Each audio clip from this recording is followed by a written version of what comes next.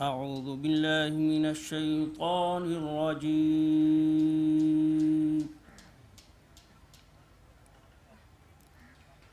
بسم الله الرحمن الرحيم.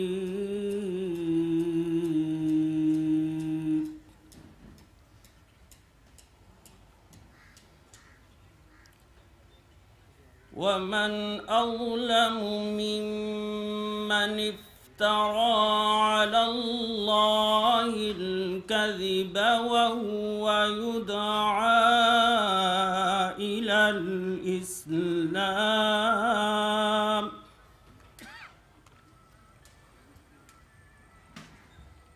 والله لا يهدي القوم الظالمين.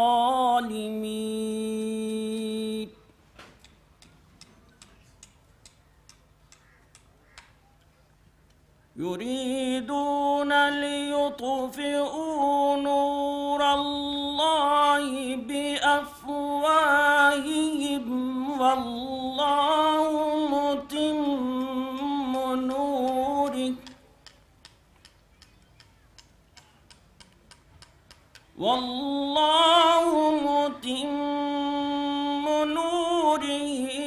ولو كره الكافرون.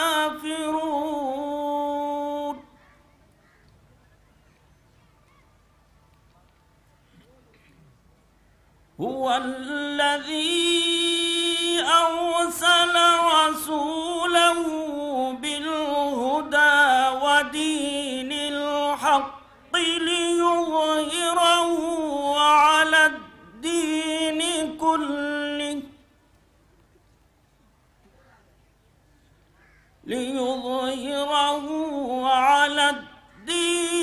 كله ولو كره المشركون.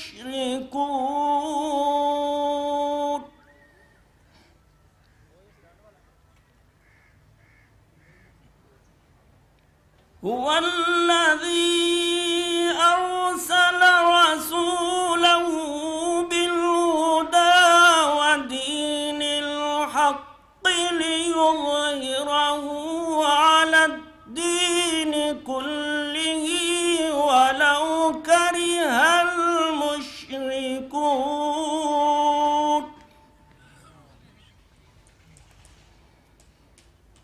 يا أيها الذين آمنوا هل أدلكم على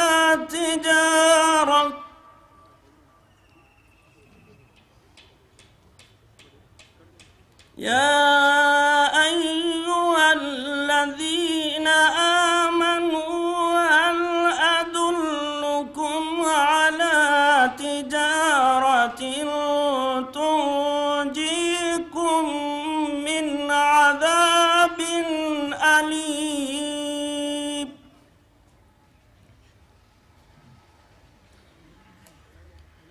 تؤمنون بالله ورسوله وتجاهدون في سبيل الله بأموالكم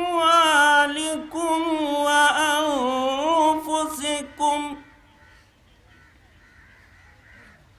ذلكم خير لكم إن كنتم تعلمون.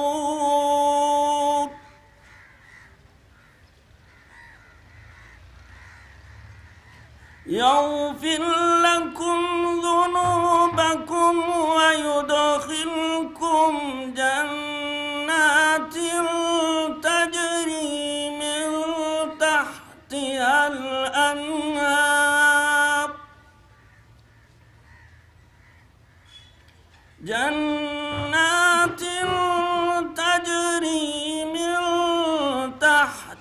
الأنهار ومساكن طيبة في جنات عدن ذلك الفوز العظيم.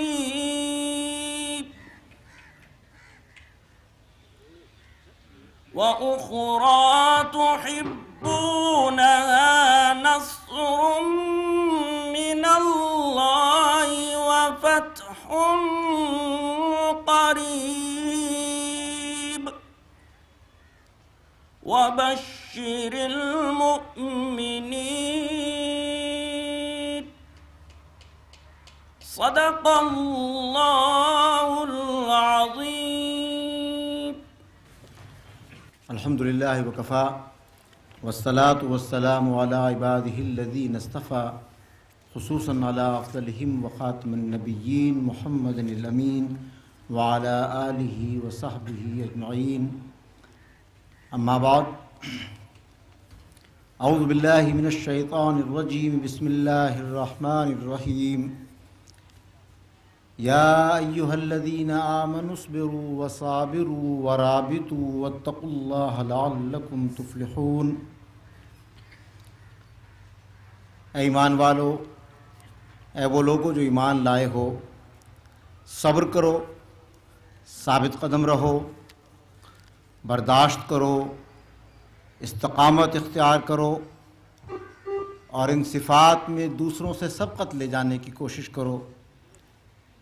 رخصت کی بجائے عزیمت کی روش اختیار کرو. آپس میں جڑے رہو، رابطے میں رہو، تعلق رکھو، اور اللہ کی ناراضگی سے بچو. بچ بچ کر زندگی گزارو، تقوی کی روش اختیار کرو تاکہ تم فلاح پا جاؤ، کامیاب ہو جاؤ. میں تنظیم اسلامی کے تمام رفقا اور ان کے احباب کو تنظیم اسلامی کے اس سالانہ اجتماع سال 2006 کے موقع پر اپنے رفقائے کار کی جانب سے تہ دل سے خوش آمدید کہتا ہوں. اور یہ ہمارے لیے، میرے رفقائے کار کے لیے ایک سعادت ہے کہ آپ اصحاب کی میزبانی کا شرف ہمیں حاصل ہوا. اہلاً و سہلاً مرحبا. تنظیم اسلامی ایک اجتماعیت کا نام ہے، جماعت کا نام ہے، اور اجتماعیت میں اجتماع کا تصور خود بخود موجود ہے. وہ اجتماع ایک چھوٹی سی سطح پر ہو، چند لوگوں کا ہو جسے ہم اسرے کی سطح کا اجتماع کہتے ہیں، وہ تنظیم کی سطح کا ہو، حلقے کی سطح پر ہو، یا پھر کل پاکستان کی سطح پر سالانہ اجتماع ہو، اس اجتماعیت کا ایک لازمی جز ہے. میں یہاں پر آپ کے سامنے اجتماع کے اغراض و مقاصد بیان نہیں کرنا چاہ رہا، بلکہ آپ کی توجہ اس طرف دلانا چاہ رہا ہوں کہ آپ کی اجتماعیت کا نام تنظیم اسلامی ہے. کسی بھی اجتماعیت کے لیے نظم بہت ضروری ہے، لیکن جس جماعت کا نام تنظیم اسلامی ہو اس میں نظم کی اہمیت خود بخود واضح ہے. اور صرف نظم نہیں، بلکہ وہ نظم جو اپنی صفت میں اسلامی بھی ہو. ایک سیسا پلائی ہوئی دیوار کا ڈسپلن لیے ہوئے. جس جماعت کے قیام کا مقصد اعلاء کلمۃ اللہ ہو، ایک امیر کے ہاتھ پر بیعت فی الجہاد ہو، اور اس کے رفقاء نے ان اللہ یحب الذین یقاتلون فی سبیلہ صفا کانہم بنیان مرصوص کا مفہوم سمجھا ہوا ہو، اس جماعت کے رفقاء کے لیے نظم کے حوالے سے اتنی تذکیر ہی کافی ہونی چاہیے.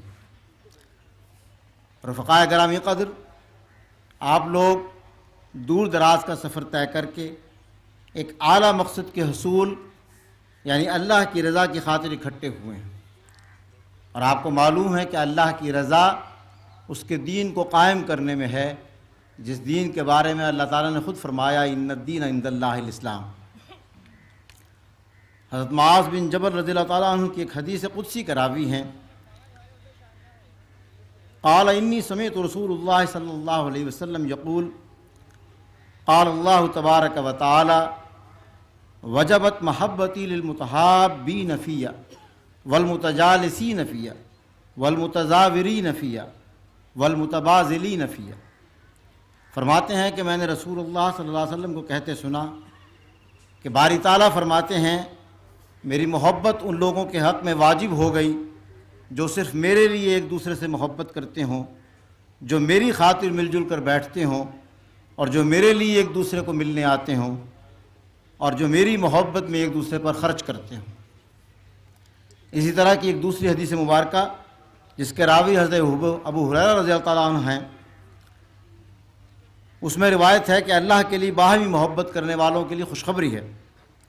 اللہ کے رسول صلی اللہ علیہ وسلم نے فرمایا، یقول اللہ تعالی یوم القیامہ، اللہ تعالیٰ قیامت کے دن فرمائیں گے، این المتحابون بجلالی، کہاں ہیں وہ لوگ جو میرے جلالت قدر کے لیے، جلالت شان کے لیے ایک دوسرے سے محبت کرتے تھے۔ الیوم اظلہم فی ظلی یوم لا ظل الا ظلی، آج کے دن میں انہیں اپنے سائے میں پناہ دوں گا، آج کے دن میرے سائے کے علاوہ کوئی اور سایہ نہیں۔ احادیث میں وارد ان بشارتوں کے پیش نظر اپنے لمحات کو قیمتی جانیے۔ آپ خوش نصیب ہیں کہ آپ نے اپنی دنیاوی مصروفیات سے تفریغ اوقات کیا اور کچھ سختی برداشت کرتے ہوئے یہاں جمع ہوئے۔ یہاں آپ کو گھر کا سا آرام و سکون تو مہیا نہیں ہوگا، مگر میرے رفقائے کار کی کوشش ہوگی کہ آپ کے قیام و طعام میں آپ کی آسائش کو مد نظر رکھا جائے۔ حلقہ لاہور کے رفقا آپ کے میزبان ہیں اور آپ کو مجھے مہمان کہتے ہوئے حجاب آ رہا ہے، اس لیے کہ آپ اور ہم دو الگ چیزیں نہیں، ہم ایک ہی جماعت کے رفیق ہیں، ایک ہی کشتی کے سوار ہیں، ایک ہی قافلے کے مسافر ہیں، ایک ہی مقصد کے لیے جمع ہوئے ہیں۔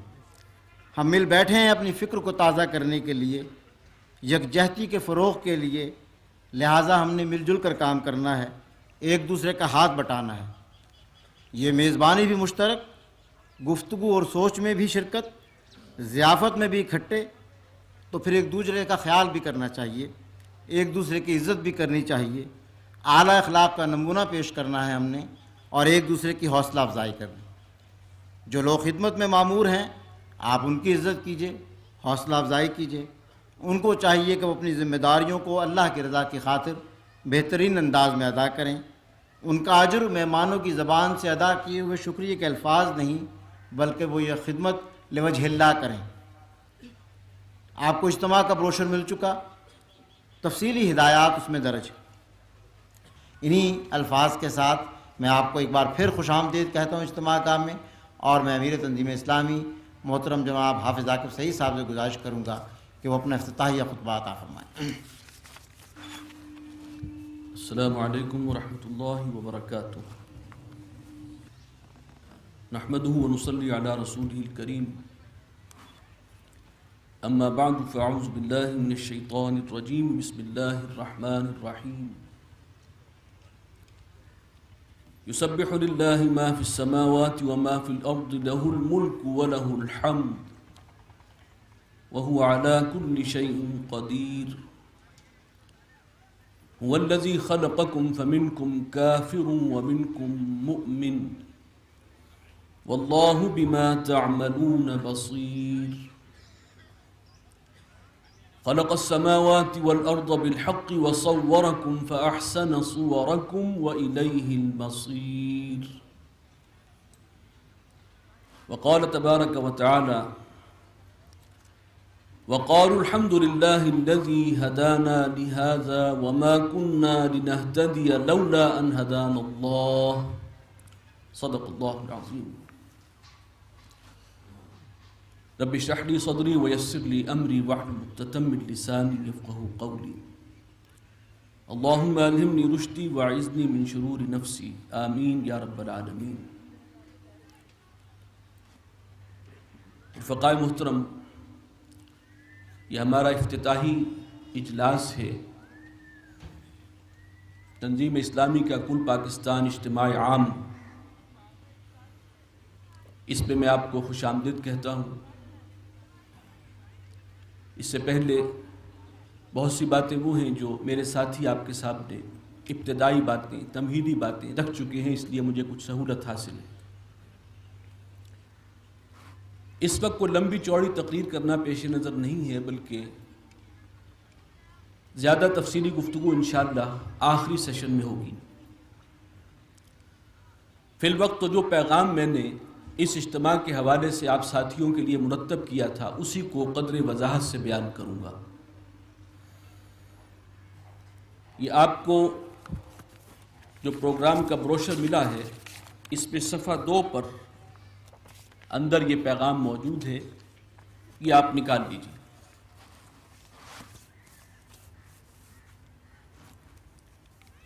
بسم اللہ الرحمن الرحیم۔ تنظیم اسلامی کا یہ کل پاکستان اجتماع 2 سال کے وقفے سے منعقد ہو رہا ہے۔ قبل ازیں اکتوبر 2004 میں اس کا انعقاد اسی مقام پر یعنی فردوسی فارم دراج کے سادوکی میں منعقد ہوا تھا،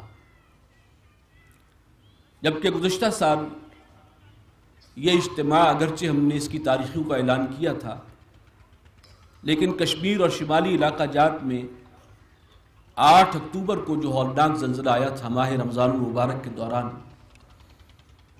چنانچہ اس سے پیدا ہونے والی ہنگامی صورتحال کے پیش نظر اسے منسوخ کرنا پڑا۔ میں اپنے تمام واجب الاحترام رفقاء و احباب کو اس اجتماع میں تشریف آوری پر اپنی جانب سے اور مرکزی ذمہ داران کی جانب سے خوش آمدید کہتا ہوں، اہلاً و سہلاً۔ یہاں میں تھوڑا سا اضافہ بھی کروں گا اور آپ سب کا شکریہ بھی ادا کرتا ہوں کہ آپ تنظیم کی دعوت پر، میری دعوت پر یہاں تشریف لائے۔ بہت دور دراز سے آنے والے ساتھی بھی موجود ہیں، پاکستان کے ریموٹ کارنر سے بھی لوگ تشریف لائے، بیرون پاکستان بھی ہمارے ساتھی خاص طور پر خلیج کی ریاستوں سے جو ہے تشریف لائے ہیں۔ میں ان سب کا شکر گزار ہوں، تہہ دل سے ممنون احسان ہوں اور دعا کرتا ہوں کہ انہوں نے جو وقت کا ایثار کیا، مال کا ایثار کیا، جان کا ایثار کیا، اس لیے کہ سفر کی صعوبتیں برداشت کی ہیں، اللہ تعالیٰ ان کے اس ایثار کو شرف قبول عطا فرمائے اور اس اجتماع میں ان کی شرکت کو ان کے لیے، ہم سب کے لیے اور اس پوری تحریک کے لیے مفید اور مؤثر بنا دے، آمین یا رب العالمین۔ دیکھیے، اس حوالے سے سب سے پہلے ہم پر اللہ کا شکر واجب ہے۔ سورہ تغابن کے آغاز میں فرمایا یسبح للہ ما فی السماوات وما فی الارض لہ الملک ولہ الحمد۔ آسمانوں اور زمین میں جو کچھ ہے ہر شے اللہ کی تسبیح میں مشغول ہے، بادشاہی بھی اس کی ہے اور تمام شکر کا سزاوار بھی وہی ہے، شکر اور حمد بھی اسی کے لیے، اور ہم پر تو یہ شکر بہت زیادہ واجب ہے، اس لیے کہ یہاں تک آنے کی توفیق بھی اسی کی ارزاں کی ہوئی ہے، اسی کی مرہون منت ہے۔ ہمیں مسلمان بنایا، اس سے پہلے بھی سوچئے انسان بنایا، اشرف المخلوقات پیدا کیا۔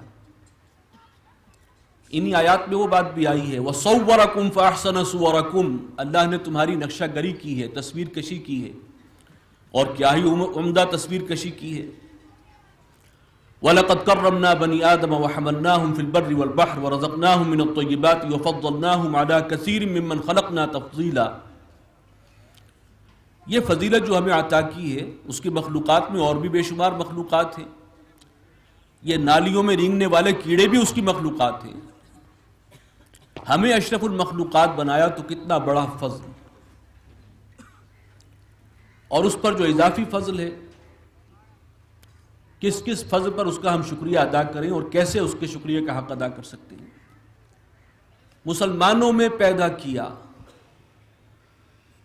وہ امت کے جو اس کی چنیدہ امت ہے۔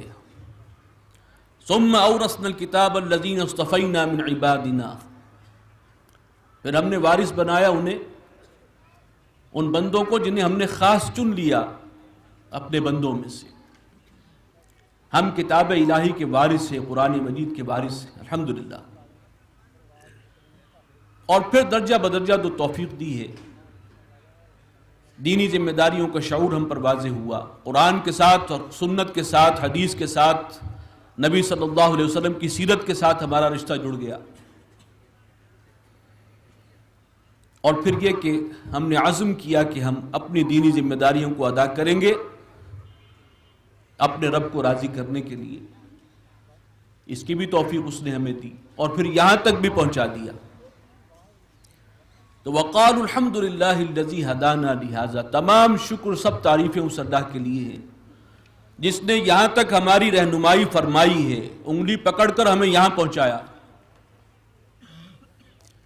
وما كنا لنهتدي لولا ان هدانا اللہ، اور ہم ہرگز ہدایت یافتہ نہ ہوتے اگر اللہ ہی ہماری دستگیری نہ فرماتا، اگر وہ ہماری رہنمائی نہ فرماتا.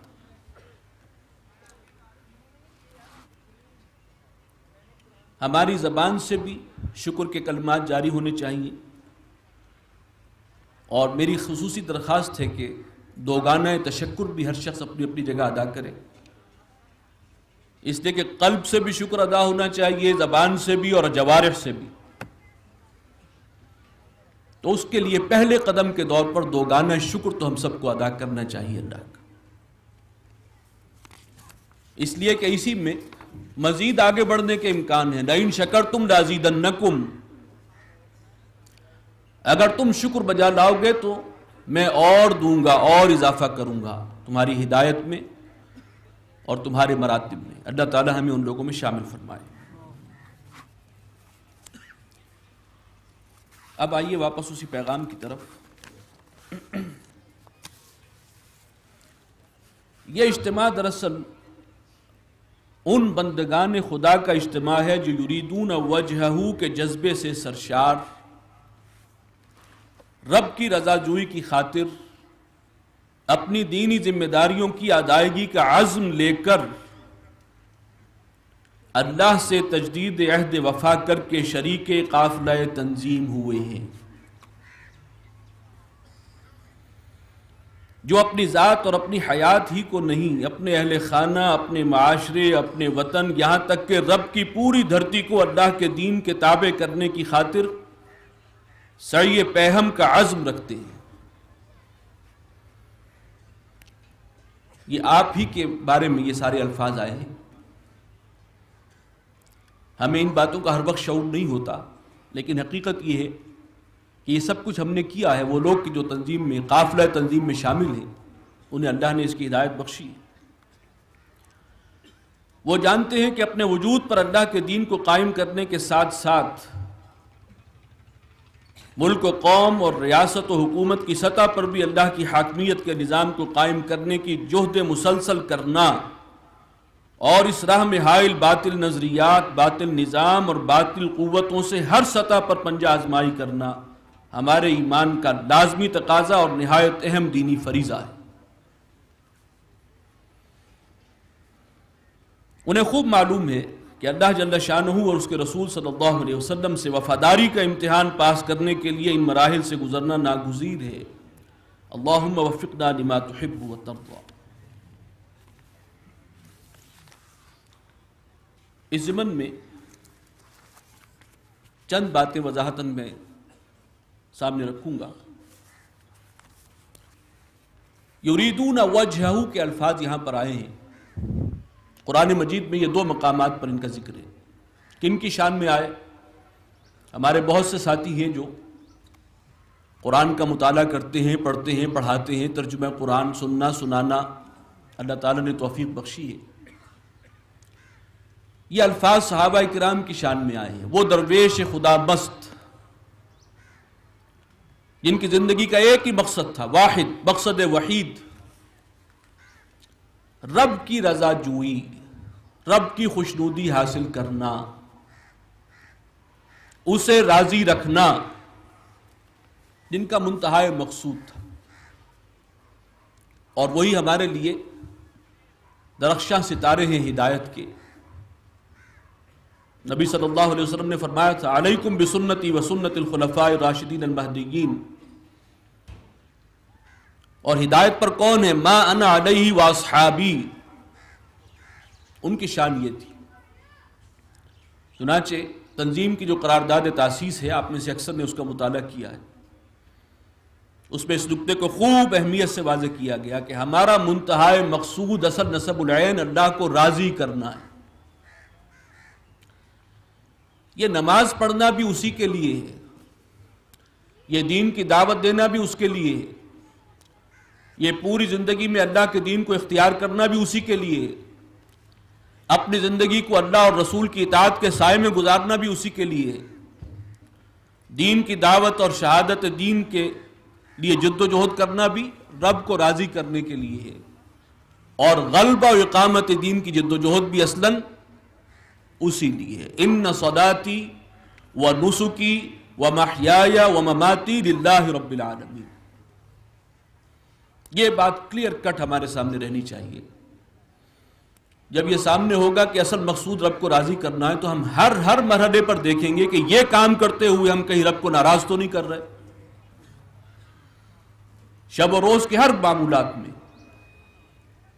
لوگوں کے ساتھ معاملات میں، ڈیلنگ میں، بزنس میں، تجارت میں، اخلاق میں، تبھی ہمارا قبلہ درست ہوگا صحیح معنی میں۔ اور اگر یہ نہیں ہے تو پھر قبلے کو درست کرنے کی ضرورت ہے۔ چنانچہ وہ رب جس نے ہمیں سب کچھ دیا ہے، یہ وجود اسی کا بخشا ہوا ہے۔ ابھی میں ذکر کر چکا ہوں کتنے فضل ہیں اس کے۔ وَإِن تَعُدُّوا نِعْمَةَ اللَّهِ لَا تُحْصُوهَا، اگر تم اللہ کے انعامات کو گننا چاہو تو اس کا احصاء نہیں کر سکتے، احاطہ نہیں کر سکتے۔ تو کیا اس کی رضا ہمارا منتہائے مقصود نہیں ہونا چاہیے، الٹیمیٹ گول؟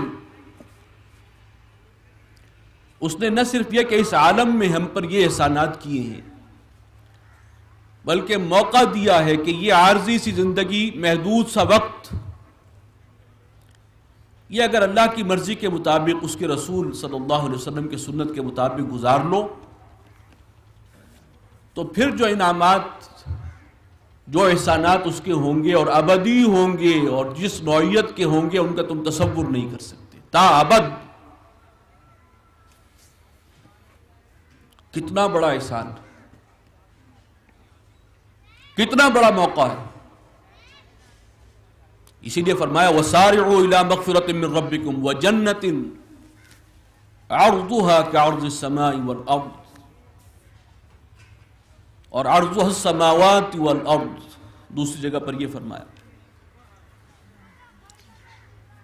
لہذا ہمارا اصل منتہائے مقصود، الٹیمیٹ گول، اپنے رب کو راضی کرنا ہے، اور یہ سارا کام اسی لیے ہم کر رہے ہیں۔ اس نے بتا دیا کہ اس کی رضا کیسے حاصل ہو سکتی ہے، اس کا طریقہ بھی بتا دیا، کامل رہنمائی عطا فرما دی۔ ایک لفظ میں بیان کروں تو من چاہی زندگی گزارنے کی بجائے رب چاہی زندگی گزار لو، یہ وقف تھوڑا سا، جس کے بارے میں قرآن مجید میں ایک سے زائد مرتبہ یہ بات آئی ہے کہ قیامت کے دن جب لوگوں سے پوچھا جائے گا کم لبثتم فی الارض عدد سنین، ذرا بتاؤ زمین پر کتنا عرصہ گزارا تھا، کتنے سال رہے تھے؟ وہ جنہوں نے بھرپور زندگی گزاری ہوگی 80-90 سال، اور خوب وَهُمْ يَحْسَبُونَ أَنَّهُمْ يُحْسِنُونَ صُنْعًا کے مصداق ہوں گے، بڑے بڑے کارنامے انجام دیے، لوگ رش کرتے ہوں گے کیا بھرپور زندگی گزاری ہے۔ ان کا جواب بھی یہ ہوگا قَالُوا لَبِثْنَا يَوْمًا أَوْ بَعْضَ يَوْمٍ، پروردگار یہ سالوں کی بات کیا ہو رہی ہے، ہم نے تو ایک دن یا دن کا کچھ حصہ گزارا تھا۔ یہ ایک دن یا دن کا کچھ حصہ ہم رب کی مرضی کے مطابق نہیں گزار سکتے؟ یہ ہے کہ جو پلے باندھنے والی بات ہے۔ اس تھوڑے سے وقت کو، اور اس دنیا میں بھی ہمیں تجربہ ہوتا ہے، یہ جو لوگ اب 70-80 کے پیٹے میں ہیں، وہ بھی جب پلٹ کر دیکھتے ہیں اپنی سابقہ زندگی کو تو معلوم ہوتا ہے جو بچپن کی باتیں ابھی کل کی بات تھی۔ وقت کیسے گزرتا ہے، کس تیزی سے ہاتھ سے نکلتا ہے۔ وَالْعَصْرِ إِنَّ الْإِنسَانَ لَفِي خُسْرٍ، اسی کے حوالے سے اللہ نے چونکایا، جھنجھوڑا۔ تو اس کی مرضی کیسے ہے، اس کے لیے وہی باتیں جو میں نے یہاں پر بیان کی ہیں۔ ایمان کے بعد پہلا عملی قدم اپنی ذات کو اللہ کی مرضی کے تابع کرنا ہے، اور اس کے ہم سب سے بڑھ کر مکلف ہیں، یہ سمجھ لیجئے۔ سب سے بڑھ کر مکلف ہیں کہ ہم نے اپنے وجود کو، اپنی ذات کو اللہ کی مرضی کے، رسول صلی اللہ علیہ وسلم کے اطاعت کے تابع کیا یا نہیں کیا، اس لیے کہ یہاں تو ہمارا اختیار ہے۔ باقی اس کے بعد درجہ بدرجہ اپنے گھر میں، اپنے اولاد، اپنا کنبہ، قبیلہ، معاشرہ، اپنا ملک، اور پھر پوری رب کی دھرتی کو اللہ کے دین کے تابع بنانا، اس کے لیے جد و جہد کے مکلف ہیں، کوشش۔ یہ اگر ہم نہیں کر سکتے تو ہماری گردن نہیں پکڑی جائے گی کہ تابع کیوں نہیں کیا، ہاں کوشش کی تھی یا نہیں، اس کے لیے جد و جہد، وَجَاهِدُوا فِي اللَّهِ حَقَّ جِهَادِ، یہ کیا تھا یا نہیں۔ یہ ہے راستہ، یہ قرآن کی ہدایت کا خلاصہ ہے، یہ اللہ کے پیغام کا حاصل، اور یہی ہے جس کو سمجھ کر ہم یہاں پر آج موجود ہیں اللہ کی توفیق سے، فَلِلَّهِ الْحَمْدِ۔ اور ظاہر بات ہے کہ اس جد و جہد میں ہر طرح کی قربانی دینے کے لیے ہمیں تیار ہونا ہوگا۔ یہ قرآن جس کے ساتھ اللہ نے ہمیں تعلق ہمارا جوڑا ہے، ایک شخصیت کو ذریعہ بنایا، اللہ تعالیٰ ان پر بھی اپنے احسانات فرمائے، ان پر انعامات کی بارش کرے۔ وہ صاف کہتا ہے وَلَنَبْلُوَنَّكُمْ بِشَيْءٍ مِّنَ الْخَوْفِ وَالْجُوعِ وَنَقْصٍ مِّنَ الْأَمْوَالِ وَالْأَنفُسِ وَالثَّمَرَاتِ۔ اس راستے میں قربانیوں کے لیے تیار رہو۔ الف لام میم احسب الناس ان يتركوا ان يقولوا آمنا وهم لا يفتنون وَلَقَدْ فَتَنَّا الَّذِينَ مِن قَبْلِهِمْ۔ آزمائش تو لازماً ہوگی، پچھلی امتوں کو بھی آزمایا تھا، تمہاری بھی ہوگی۔ اب اس میں وہی بات، ابھی مرتضیٰ صاحب نے، جو ڈاکٹر مرتضیٰ صاحب نے آیت، جس آیت کو عنوان بنایا اپنی گفتگو کا، یا ایھا الذین آمنوا اصبروا وصابروا ورابطوا واتقوا اللہ لعلکم تفلحون۔ اب صبر و استقامت سے کام لینا ہوگا۔ باطل قوتوں سے پنجہ آزمائی میں خود ثابت قدمی تمہارا ایک بہت بڑا امتحان۔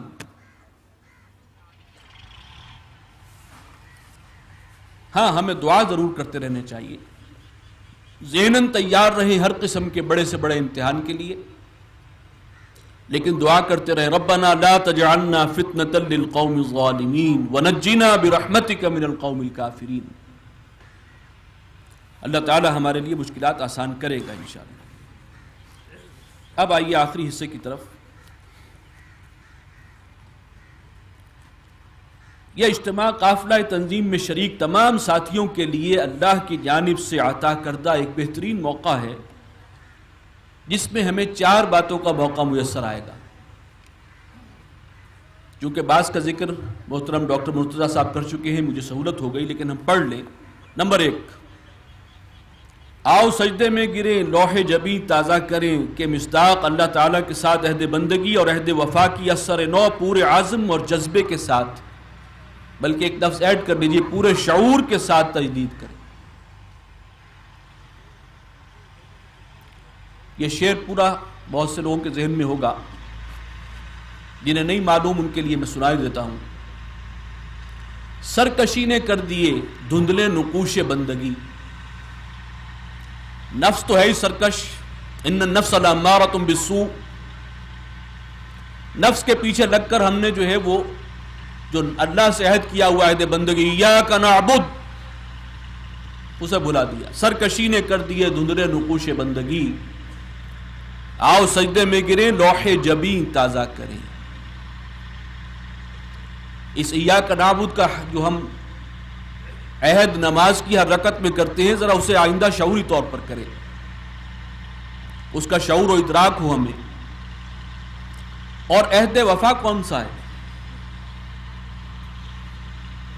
مبتدی بیعت فارم کے اندر جو ہم، بلکہ وہ وہی بیعت فارم ہے جس میں کچھ اضافہ ہے ملتزم رفقا کے لیے، اصل عہد اللہ کے ساتھ ہے اور وہ عہد وفا ہے۔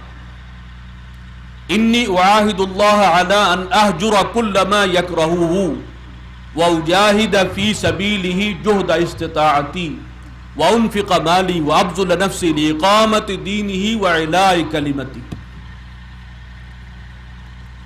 یہ اصل میں تشریح ہے اس عہد کی جو اللہ ہم سے پہلے ہی لے چکا ہے، آپ یہ نہ سمجھیے کہ تنظیم آپ کو زبردستی کوئی ایک نیا عہد جو ہے اس کے اندر پھنسایا ہے تنظیم نے، نہیں،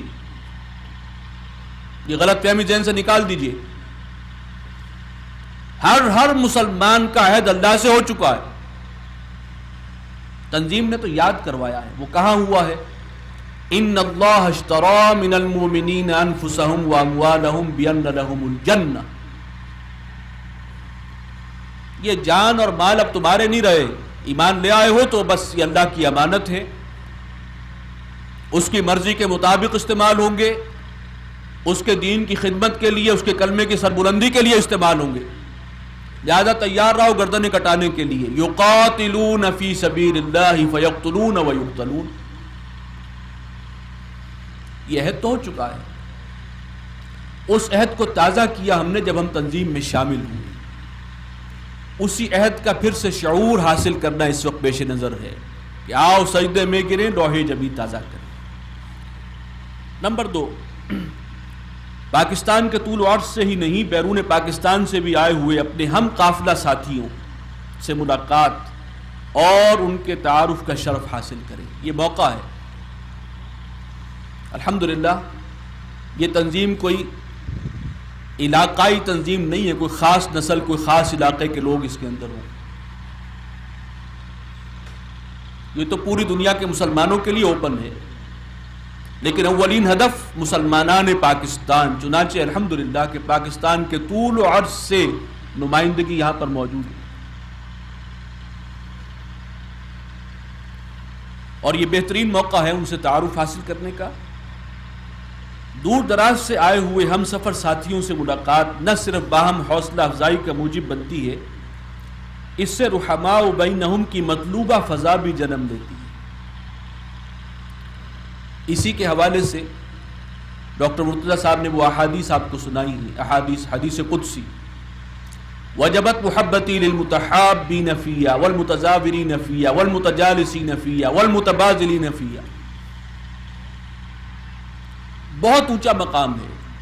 آپ دوستوں سے، احباب سے ملاقات کریں، تعارف حاصل کریں صرف اللہ کی خاطر۔ شاید دیکھنے والا یہ کہے گا کہ یہ کون سا دینی کام ہے، کون سا نیکی کا کام ہے؟ یہ اتنا بڑا نیکی کا کام ہے کہ اللہ کی محبت ایسے لوگوں کے لیے واجب ہو جاتی ہے، یہ خود اللہ کا فرمان ہے۔ اس بہترین موقع سے فائدہ نہ اٹھا کر ہم اپنا ہی نقصان کریں گے۔ اللہ نے موقع عطا کر دیا، اللہ تعالی ہمیں اس سے بھرپور فائدہ اٹھانے کی توفیق عطا فرمائے۔ تیسری بات، اس تنظیمی اور تحریکی فکر کو ایک بار پھر تازہ کریں جو قرآن و سنت سے ماخوذ دین کے ہماگیر تصور اور مطالبات دین پر مشتمل ہے۔ دیکھیے، تنظیم اسلامی کوئی علیحدہ کوئی فکر لے کر نہیں آئی، دین کا وہ ہماگیر تصور جو قرآن و حدیث ہی سے ماخوذ ہے وہی بنیاد ہے اس تنظیم کی۔ ہم لوگوں کو کس طرح بلا رہے ہیں؟ آؤ اللہ کی بندگی کرو، بندگی کے تقاضے ادا کرو، یہ ایک پلیٹ فارم ہے، آؤ مل جل کر اس کی کوشش کریں، کوئی الگ فکر نہیں ہے۔ چنانچہ وہ جو سبق ہے جو پورے قرآن میں اس کی تفصیلات موجود ہیں، دینی فرائض، جامع تصور دین کا، اللہ چاہتا کیا ہے مجھ سے اور آپ سے، یہ سارا سبق ایک مرتبہ پھر تازہ ہو جائے، اس کے تمام گوشے آپ کے سامنے آ جائیں، یہ بہترین موقع ہوگا۔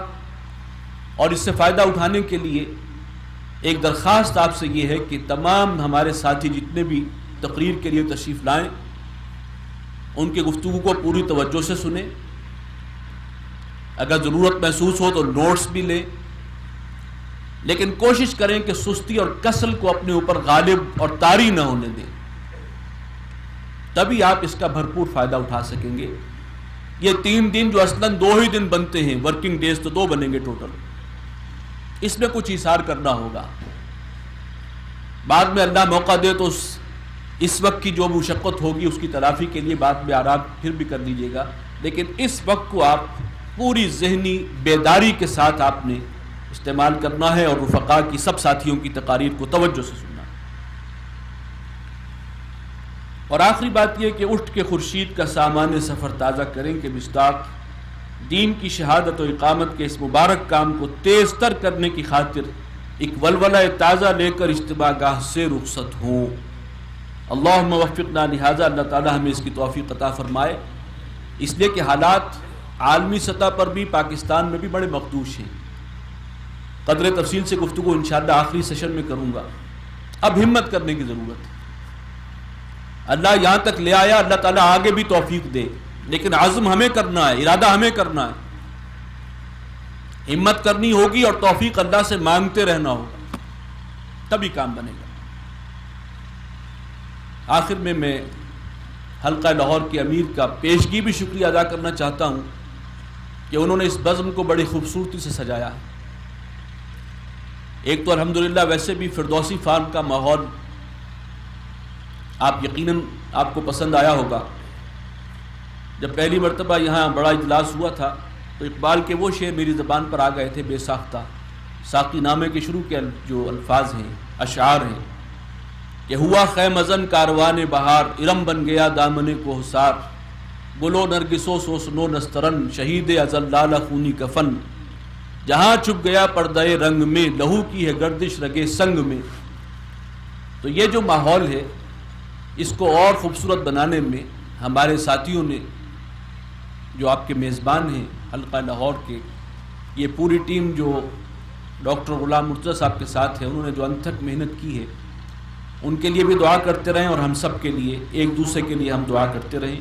اسی پر میں اپنی گفتگو ختم کرتا ہوں۔ والسلام علیکم ورحمۃ اللہ وبرکاتہ۔